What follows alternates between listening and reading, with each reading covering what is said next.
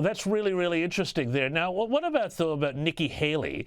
Because she's still sticking around in the race, and we've got her also in another poll beating Biden by 5 points in a hypothetical head-to-head. Now, nobody seems to think that Nikki Haley is going to hang around much past South Carolina, and yet is this going to be the sort of poll that's going to create momentum for some of the people who are funding her, especially some prominent Democrats and people on the left, to keep shoveling money into that campaign as kind of a spoiler for Trump?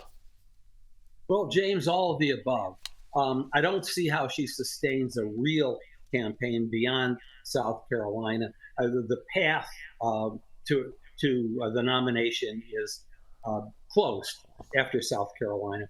On the other hand, and I also don't see where it's good for her political future to stay in. She's alienated the MAGA movement, and as we're seeing, there isn't much of an anti-MAGA movement to create a critical mass for her. So with that said, yes, she could sustain funding by those moderate Republicans, those no labels kinds of folks that want to do some damage to Trump. But her capacity, I think, to do damage to Trump ends with South Carolina.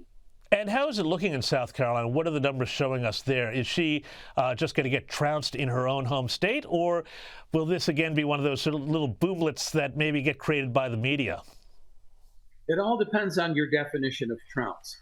I don't see her, to quote another great American, Yeah. I don't see, she's not going to win South Carolina.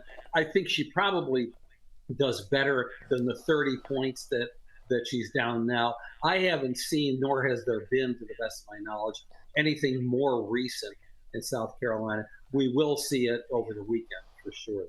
Yeah, and finally, just want to ask you about Bloomberg, which went out and looked at 7 battleground states and found that Trump has a 48% support on average among swing state voters, with Biden trailing at 42%. In some of these states, North Carolina, Nevada, Wisconsin, Arizona, Georgia, big leads in states that he absolutely wins. Now, given, again, for our viewers in Australia, this is a state-by-state contest, surely the Trump campaign is looking at this and thinking these are some pretty strong numbers. Biden would be pretty worried. Does he have a comeback strategy in some of these places?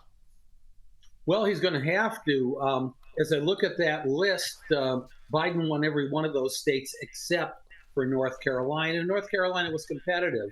Those kinds of numbers really give Biden pause. So you're going to see him continue to hammer on the abortion issue.